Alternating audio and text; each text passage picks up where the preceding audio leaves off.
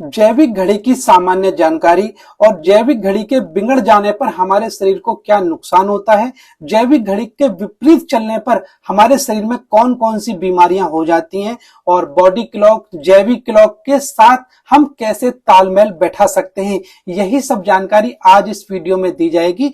और biological clock, जैविक घड़ी या बॉडी क्लॉक कैसे काम करती है, शरीर का कौन सा अंग किस समय ज्यादा एक्टिव रहता है और बॉडी क्लॉक के अनुसार हमें कौन सा काम कम करना चाहिए, इसके संबंध में मैं पहले ही पार्ट 1 वीडियो बना चुका हूं। एंड स्क्रीन पर या फिर डिस्क्रिप्शन में आपको उसका लिंक दिखाई दे जाएगा। आप चाहे तो उस वीडियो को भी पूरा जरूर देखिएगा। तो चलिए पार्ट 2 की शुरुआत करते हैं, क्योंकि ये जो वीडियो ये बहुत ही ज्यादा इंफॉर्मेटिव आज आपके लिए होने वाली है। मनुष्य एकमात्र ऐसा प्राणी नहीं है जिसके शरीर में जैविक घड़ी प्रणाली मौजूद होती है। सभी मैमल्स में, बर्ड्स में, रेप्टाइल्स में, फिशेज में और उभयचरों में ये इस तरह की जो जैविक घड़ी है ये मौजूद होती है। और इसी तरह सभी प्लांट्स में, फंगस में, बैक्टीरिया इत्यादि में भी जैविक घड़ी पाई जाती है।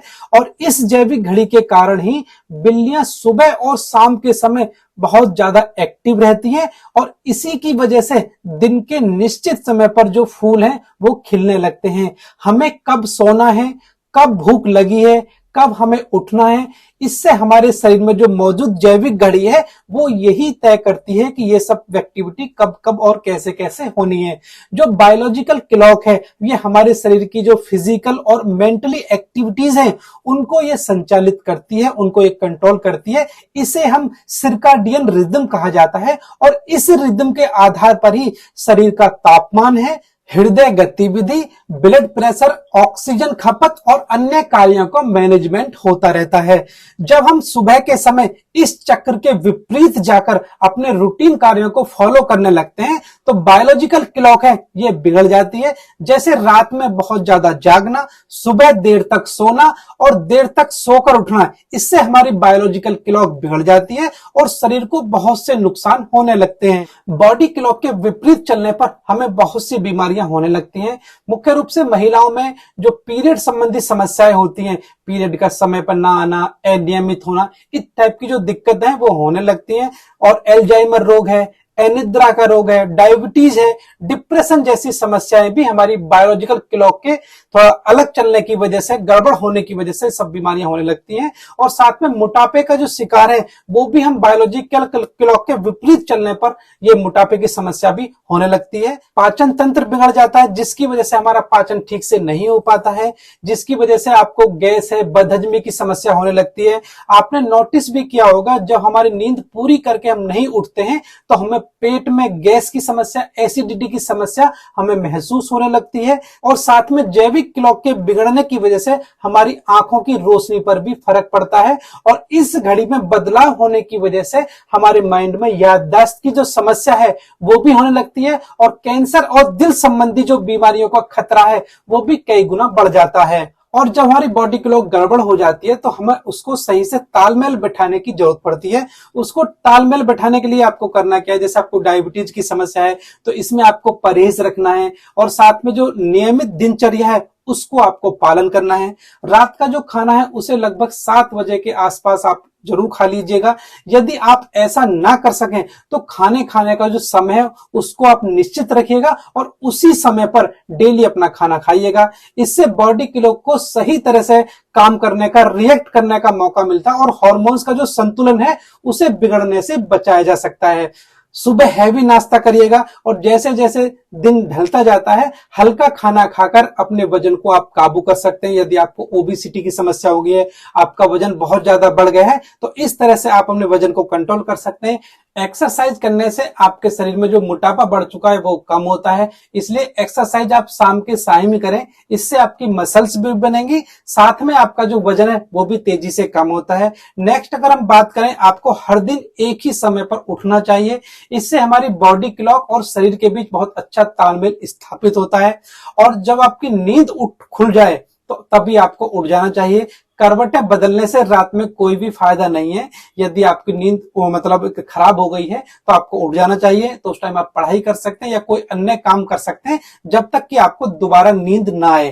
क्योंकि यदि आप बिस्तर पर लेटे रहते हैं और करवटें बदलते रहते हैं, उसमें दिमाग को सही संदेश नहीं पहुंच पाता है। उसमें दिमाग को लगता है कि अभी सक्रिय होना है या फिर नहीं होना है या फिर अभी आराम करना है। तो इसलिए जरूरी है कि यदि आपकी नींद गड़बड़ हो गई है तो आप थोड़ा जो काम कर लीजिएगा और टहल लीजिएगा जब तक कि आपको दोबारा नींद ना आ जाए। आपको वीकेंड गिफ्ट से भी सावधान रहने की जरूरत है, क्योंकि सप्ताह के आखिर दिन में आप देर रात तक जागते रहते हैं और सुबह देर तक फिर सोते रहते हैं। इससे ये जो एक लग्जरी लाइफ की तरह प्रतीत होती है और खुद को ये छोटा सा जो गिफ्ट है इससे एक तरह से अत्याचार करना ही है। इससे हमारी जो बायो क्लॉक है, जो बॉडी क्लॉक है और साथ में शरीर का जो संतुलन है वो बिगड़ जाता है। आपको बेवक्त सोने से बचना चाहिए। अगर किसी गलत टाइम पर आपको नींद आती है तो आपको उस टाइम पे नहीं सोना है, क्योंकि सोने का जो वक्त है वो बेड पर आपको रात के समय ही सोने के लिए जाना है।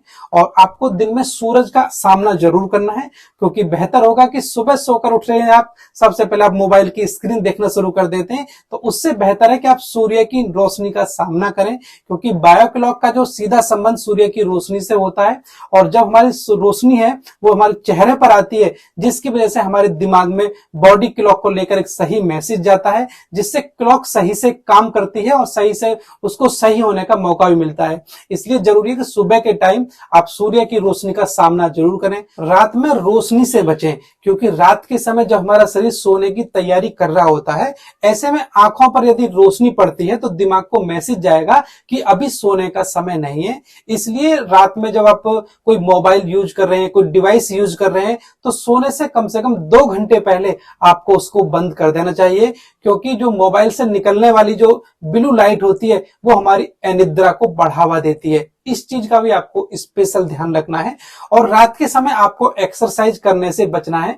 और एक्सरसाइज यदि आप करें तो 7 बजे के आसपास से, उससे पहले ही आपको एक्सरसाइज कर लेनी चाहिए। उसके बाद आपको एक्सरसाइज नहीं करनी है। यदि आप उसके बाद एक्सरसाइज करते हैं तो दिमाग को और बॉडी क्लॉक के बीच एक कंफ्यूजन पैदा हो जाता है, जिसकी वजह से हमारी बॉडी का जो क्लॉक है उसका तालमेल बिगड़ सकता है। इसलिए एक्सरसाइज आप करें तो 7 बजे से पहले ही करें। और रात में आप सोते समय चाय है, कॉफी है, शराब के सेवन करने से बचें। यह शरीर को एक्टिव कर रहने के लिए उकसाती रहती है। इसलिए शाम को 6 बजे के बाद किसी भी तरह के ऐसे ड्रिंक लेने से बचना चाहिए जो हमारे शरीर को एक्टिव करने का काम करते हैं। जितना हो सके रिदम में रहें। और हो सकता है कि बायो क्लॉक के अनुसार पूरी तरह से उसे फॉलो करना बिल्कुल भी पॉसिबल ना हो, लेकिन जितना हो सकता है हमें उसे फॉलो करने की कोशिश करनी चाहिए। यदि आप इवनिंग शिफ्ट कर रहे हैं तो रात का जो खाना है उसे आपको 7 बजे के आसपास कर लेना चाहिए और सुबह लगभग 8 बजे के आसपास में जरूर से उठ जाना चाहिए। और जरूरत पड़ने पर जो ऑफिस के समय या फिर दोपहर के समय आप छोटी सी एक झपकी भी ले सकते हैं। उससे आपका दिन बहुत अच्छा रहता है और बॉडी क्लॉक भी सही से काम करती रहती है। और नेक्स्ट आपको नाइट शिफ्ट से आपको बचना चाहिए। नाइट शिफ्ट करना अपनी बॉडी पर एक बहुत बड़ा जुल्म करने की जैसा होता है। हालांकि यह वक्त की जरूरत है, इसे हमें करना ही पड़ता है, लेकिन नाइट शिफ्ट लगातार करते रहने से भी ज्यादा बुरा है कि इसको शिफ्ट को बार बार चेंज करना, कभी दिन करने कभी नाइट करने, तो इससे हमारी बॉडी क्लॉक पर बहुत बुरा असर पड़ता है। अगर हम लगातार 24 घंटे जागें तो क्या होता है? लगातार 24 घंटे जागने के बाद हमारे शरीर में नशे में होने जैसा एक एहसास होने लगता है।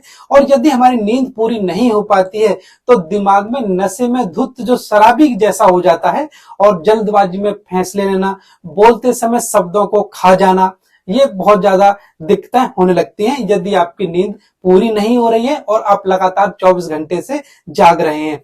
बेहतर सेक्स लाइफ के लिए जरूरी है कि दिमाग आपका पूरी तरह से एक्टिव रहे। और यदि आपकी नींद पूरी नहीं होगी तो आपका दिमाग भी सही से फोकस नहीं कर पाता है। इससे हमारी सेक्स लाइफ पर बहुत ही बुरा असर पड़ता है। और इसमें आपको जरूरी है कि रात के सोते वक्त जो कपल्स होते हैं उन्हें एक दूसरे से बहस नहीं करना चाहिए। और मतभेद की वजह से जो कॉर्टिसोल हार्मोन है या एड्रेनालाइन जो हार्मोन है, ये स्ट्रेस हार्मोन है, ये हमारे स्ट्रेस को बढ़ा देते हैं, जिसकी वजह से हमारी नींद बहुत ज्यादा प्रभावित होती है और इससे हमारी बॉडी क्लॉक पर भी बहुत बुरा असर पड़ता है। सेक्स करते हैं तो हमारा जो कॉर्टिसोल हार्मोन है वो कम होता है, जिसकी वजह से आपको नींद भी बहुत अच्छी आती है। तो फिलहाल ये एक बड़ी सी वीडियो थी जिसमें मैं आपको जानकारी दे रहा था कि बॉडी क्लॉक को हम किस तरह से सही से तालमेल स्थापित कर सकते हैं और उससे होने वाली बीमारियों से काफी हद तक बच सकते हैं। और उम्मीद करता हूं इस वीडियो में बताई गई जो जानकारी है वो आपको अच्छी लगी होगी। यदि वीडियो अच्छी लगी है तो एक लाइक जरूर दें और मेरे चैनल पर यदि आप पहली बार आए तो प्लीज चैनल को सब्सक्राइब करके ही जाइएगा और साथ में नोटिफिकेशन बेल को जरूर दबाइएगा, जिससे कि हर वीडियो का नोटिफिकेशन सबसे पहले आपके पास पहुंचे। तो फिलहाल ये बायो क्लॉक के संबंध में एक बड़ी सी वीडियो थी जिसमें मैं आपको जानकारी दे रहा था। और यदि आपको जानना है कि बॉडी क्लॉक के अनुसार हमारे कौन कौन सा बॉडी का पार्ट कैसे काम करता है, तो यह जानने के लिए आपको ये ऊपर वाली वीडियो जरूर देखनी चाहिए। फिलहाल यहां तक वीडियो को पूरा देखने के लिए आपका बहुत बहुत धन्यवाद। मिलते हैं नेक्स्ट वीडियो में नई जानकारी के साथ। तब तक आप सभी को मेरा नमस्कार। जय हिंद, वंदे मातरम।